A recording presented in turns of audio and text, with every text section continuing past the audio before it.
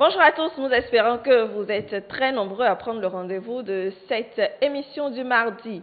Alors, santé, bien entendu, comme d'habitude tous les mardis, et nous parlons des troubles dont souffrent les hommes, essentiellement des troubles érectiles.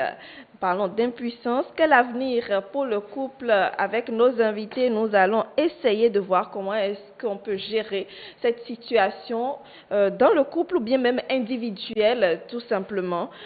Voilà, installé à présent. Félicien Eton, bonjour. Bonjour, Madame Lionel. Comment est-ce que vous allez? Je me porte très bien.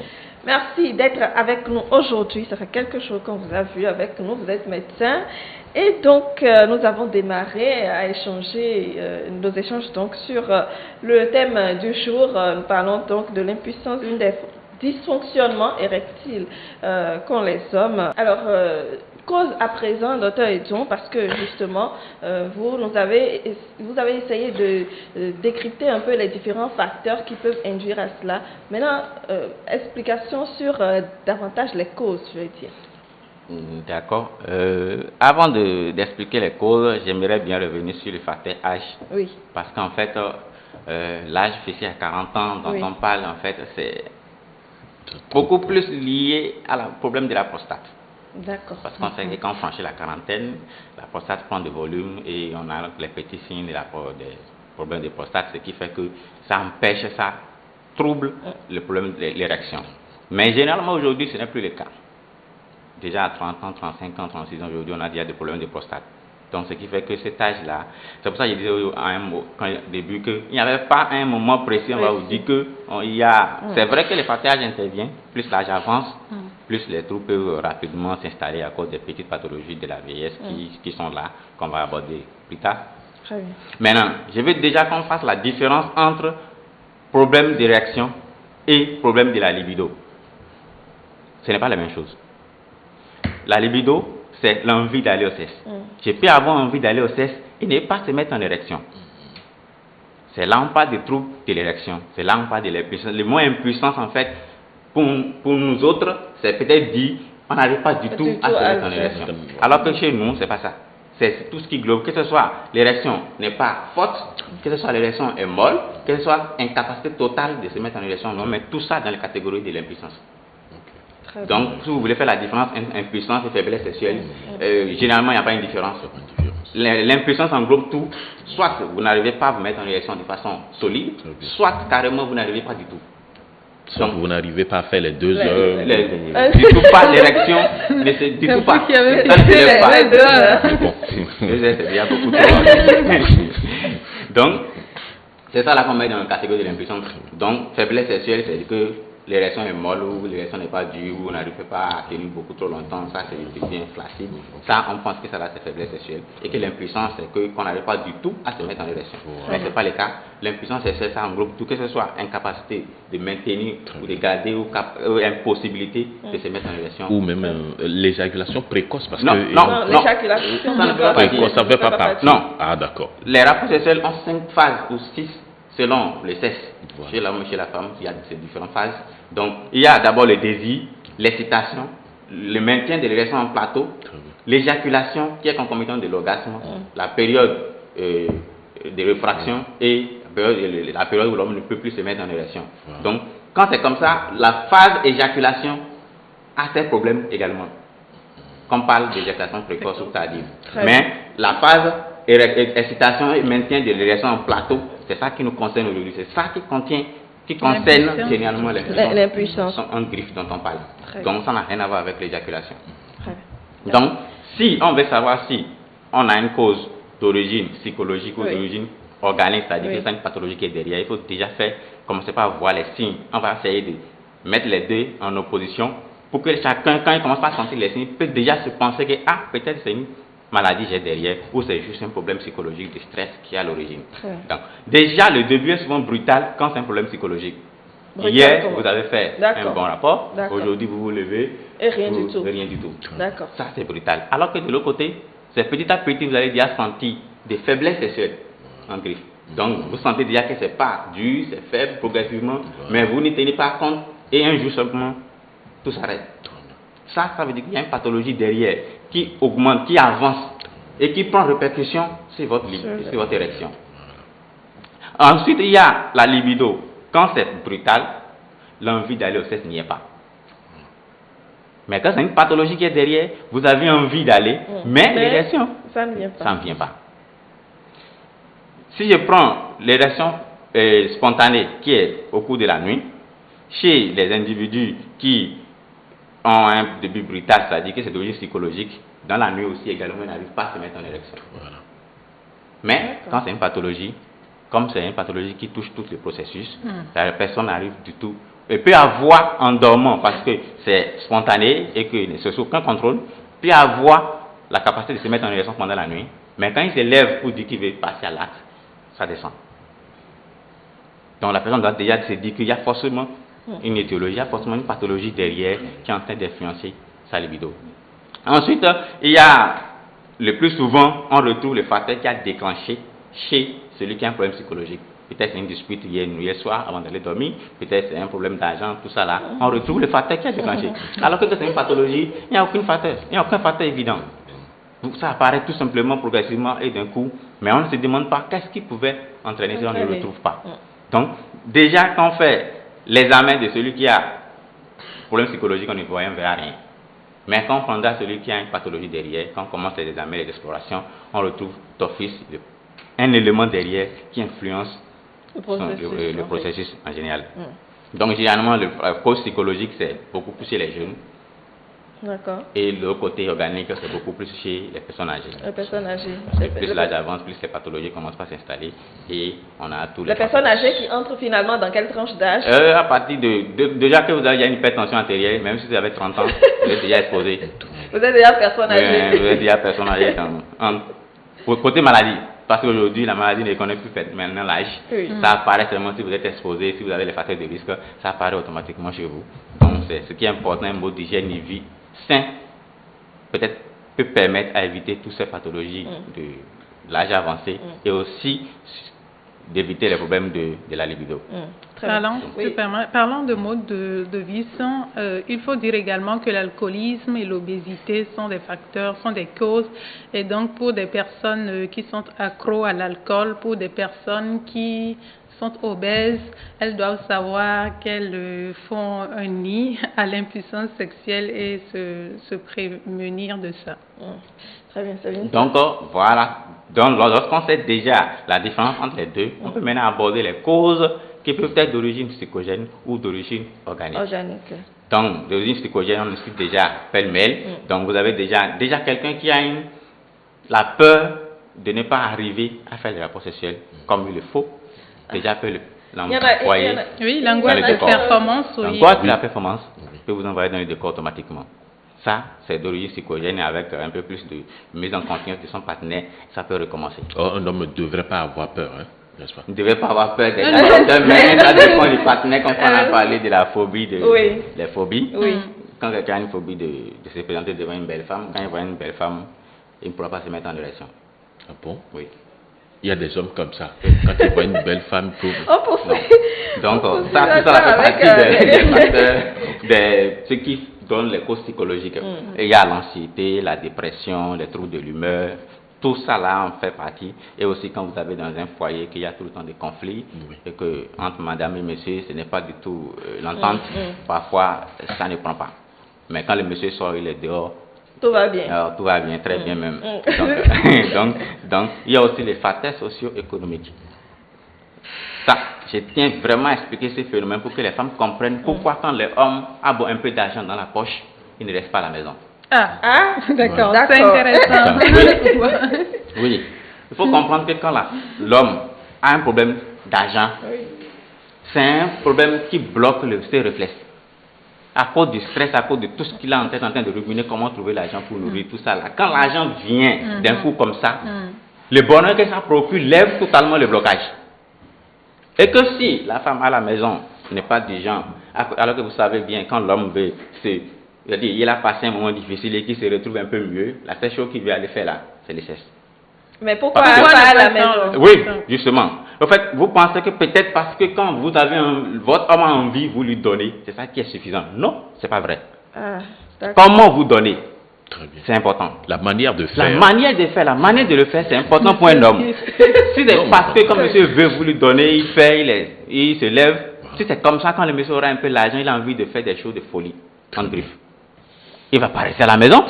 Il sait que madame n'aime pas tout ça. Pourquoi il n'éduque pas madame à faire la folie? C'est bien d'employer le mot éduquer. C'est pas toutes les femmes qui aiment se faire éduquer. Voilà. Ça là, je peux vous l'assurer. On rencontre des femmes parfois, c'est un blocage total. Je veux rien savoir. S'il veut, il n'a qu'à aller dehors.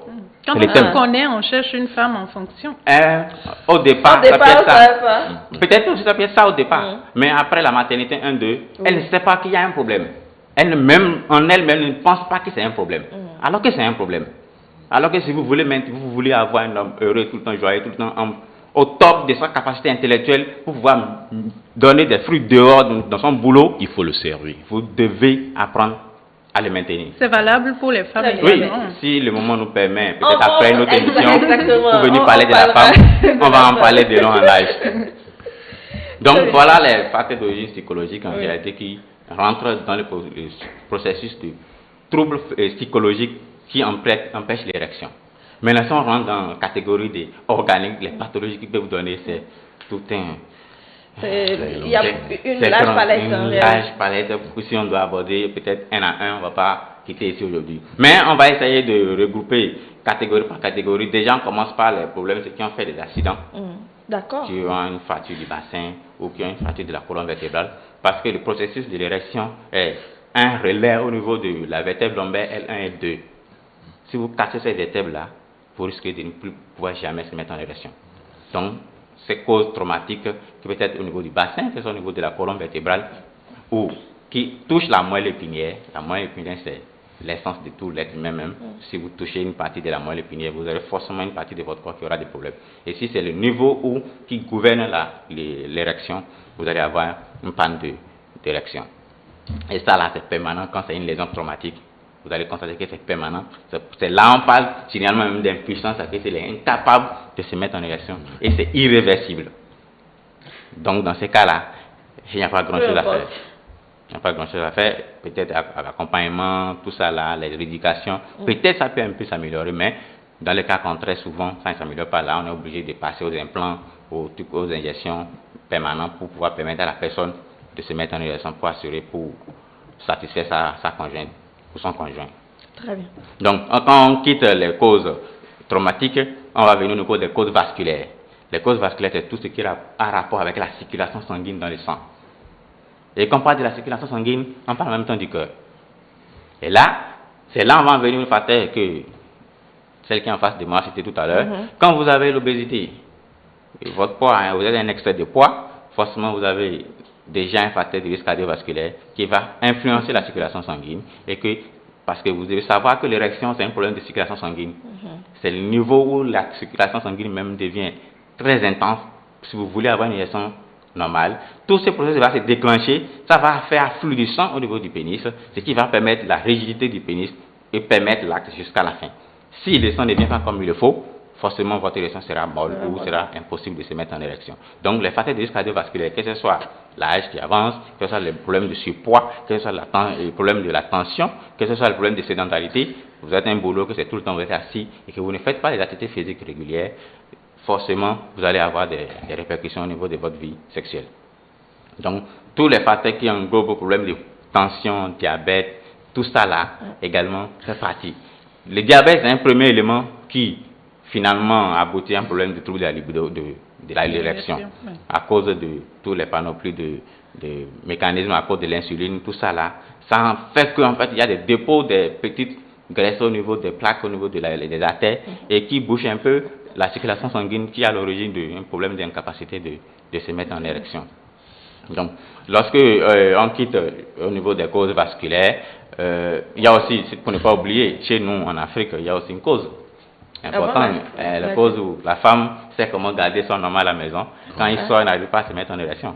Voilà. Cette cause-là a été étudiée. Est-ce qu'elle a été étudiée? Je ne sais pas, mais je sais que ça existe. Je sais bien que ça existe dans notre contexte. Très bien, vous en êtes confiant.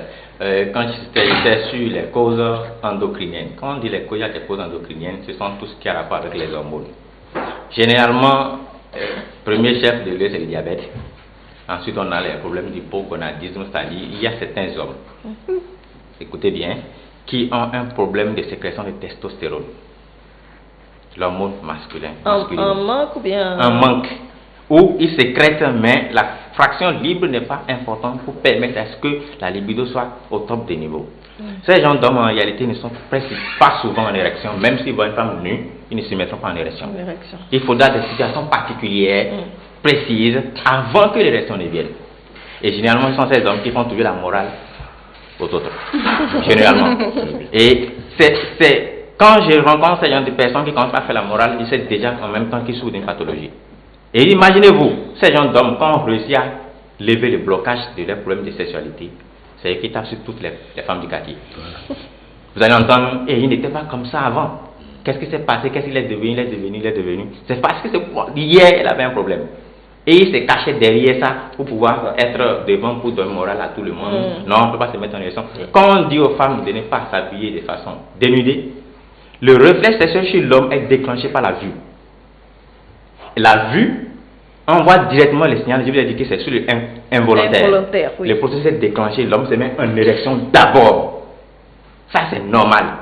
Quand tu vois une femme qui est sexy, qui est tout ça là, tu te mets en érection d'abord. Ensuite, maintenant, le processus de contrôle maintenant est mis en place pour calmer cette érection. Mais si tu ne mets pas en érection, ça veut dire qu'il y a un problème. Voilà. Donc, quand je reviens sur cette cause-là, quand l'hormone n'est pas en concentration normale, ça empêche que certains hommes, naturellement, n'arrivent pas à se mettre en érection comme il le faut. Et ces hommes ont toujours des problèmes. S'ils tombent sur des femmes qui aiment le sexe dans le couple, ça ne va pas du tout. Le monsieur, peut-être une fois en un mois où il se rappelle de ça, alors que voilà la femme qui en a besoin. Les deux, pratiquement ça ne marche pas. Et généralement, c'est ça le problème parce qu'on ne veut pas évaluer cette possibilité avant de se marier. Non. On veut attendre d'abord de se marier pour venir découvrir la vie sexuelle de son partenaire. Oui, nos parents l'ont toujours fait. On a demandé qu'on fasse l'abstinence. Oui, jusqu'à quel âge? Et les parents se mariaient autrefois. Très tôt. Très tôt. Oui. Parce qu'on a compris que dans le développement sexuel de la femme en général, entre 17 et 18 ans, c'est-à-dire 17,5 ans, c'est l'âge normal qu'une femme doit passer à l'acte sexuel. L'âge normal. Et maintenant, si nos parents ont décidé de se marier à cet âge, c'est pour éviter que les gens n'aillent faire en dehors du mariage, qu'on préfère que les femmes se retrouvent dans le mariage à cet âge. Le Coran, s'il a demandé deuxième, troisième menstru, que les femmes se retrouvent chez les maris, c'est rien qu'à cause de ça. Pour éviter que les femmes se pavanent d'homme en homme, on préfère les caser dans un foyer. Très bien. Bon, pour mais on n'a pas besoin d'être dans un foyer. Mais aujourd'hui, avoir un boulot, avoir indépendant, tout ça, là fait qu'on a décalé ces mariages. En même temps, en décalant, il y a aussi tout ce qui l'accompagne, tous ces facteurs-là. Que nous sommes en train de gérer. On essaie de gérer au mieux qu'on peut. Exactement. Voilà. Donc, il y a autre chose qui sont au niveau du pelvis chez l'homme. Oui. Soit, vous savez que la prostate est au niveau du pelvis. Alors, il y a aussi quelqu'un qui m'a posé une question hier que je tiens à clarifier parce que là, vous avez la vessie et la prostate. La prostate est en bas de la vessie. Et quand vous avez envie, les unes se déposent dans la vessie et que vous n'allez pas vite uriner, ça devient trop lourd. Et ça pèse sur la prostate. Et la prostate, c'est l'organe par excellence de sexualité chez l'homme. Ça titille la prostate et automatiquement ça déclenche l'érection. C'est pourquoi les hommes sont en érection quand ils ont envie de pisser, qu'ils n'ont pas à aller très vite pisser, ils vont se mettre automatiquement en érection. Ça, il n'y a rien pour empêcher ça. Très bien. Donc, la prostate, quand la prostate a un problème qui n'est pas en forme, que ce soit un problème d'hypertrophie, que ce soit une infection de la prostate, tout ça là, ça va empêcher qu'il y ait de l'érection normale. Et c'est pour ça aussi le diabète qui fait que les hommes se lèvent pour aller se pisser tout le temps. Ceux qui pissent tout le temps à cause du diabète ont du mal à se mettre en érection. Parce qu'il faut que l'urine passe. Et plus les rapports sexuels durent, plus le pénis va descendre pour permettre à ce que la personne aille uriner. C'est deux phénomènes différents qui l'un ne passe pas dans l'autre. Sauf, on va parler d'éjaculation rétrograde. Donc, si les urines viennent, il faut que ça s'arrête l'érection pour permettre à l'urine de passer pendant la tétée, ce qui fait que ce n'est pas toujours facile pour les diabétiques d'assurer vraiment au lit. Donc, en dehors de ça, il y a les consommations de l'alcool, de drogue, d'autres médicaments comme les antidépresseurs ou autres, là, comme pour les problèmes psychiatriques, qui peut également avoir des répercussions sur l'érection. Merci beaucoup. Alors, beaucoup d'éléments qui peuvent causer l'impuissance, tout simplement.